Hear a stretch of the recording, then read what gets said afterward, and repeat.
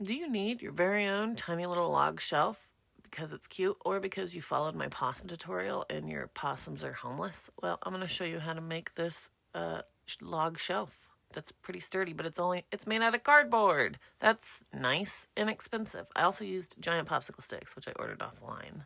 If you want to make anything strong when built with cardboard, all you gotta do is crisscross the corrugation. So I have one of my rectangles with the corrugation going long ways and one of it with it going short ways. And that makes it really tough because, I went to college and I paid for that and went into debt for that information. So you're welcome.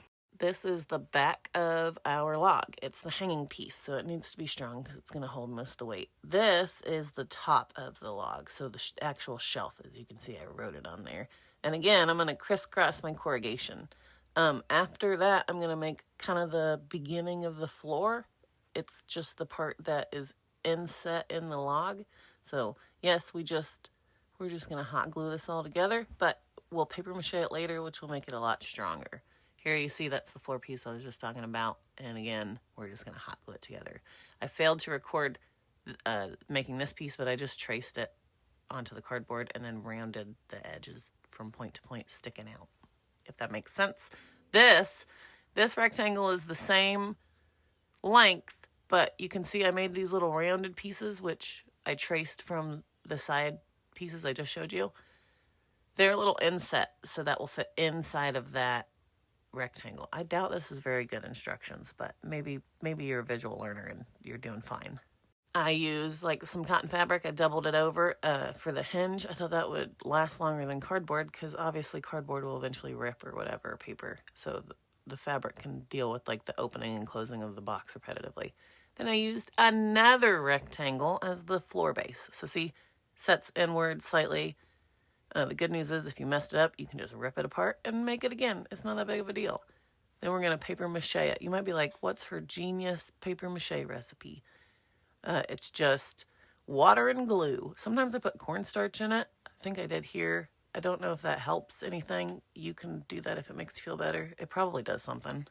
I have to make 2 boxes because sharing is un-American and also un-Christmas, but also that's not true. My kids are nice, but nobody really wants to share homemade gifts. Like, think about it. If you're 12, which my oldest daughter is, and then your 7-year-old sister breaks something your mom made, you're going to be mad. So we got to make 2 of them. I use this paste, which is made out of toilet paper, glue, cornstarch, and water. And I don't have a formula for you. I just kind of like put a bunch of glue in there, tore up a bunch of paper, poured some cornstarch in there, and then like put water until it was pasty. And if you ever do it, you can always just add more glue and more toilet paper.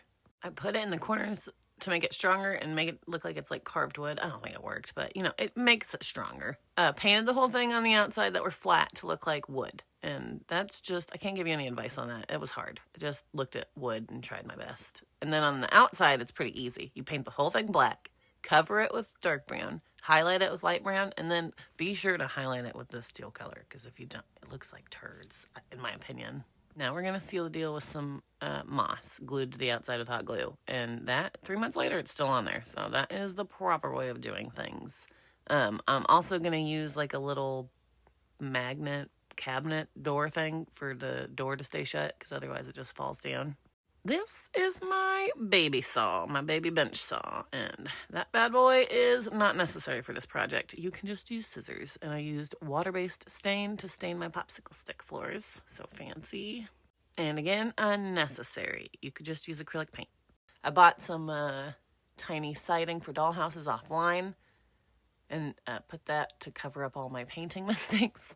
You can see here I painted the walls tan. I didn't show that, but I did that. And then I didn't show you this either, but I cut some holes in the back and installed some keyhole hangers. It's pretty tough though. It can hold my drill, so not too shabby. Each girl got to pick where it went in their room, and they love it. And I think it was a pretty successful project. So hopefully you learned how to make a log shelf den.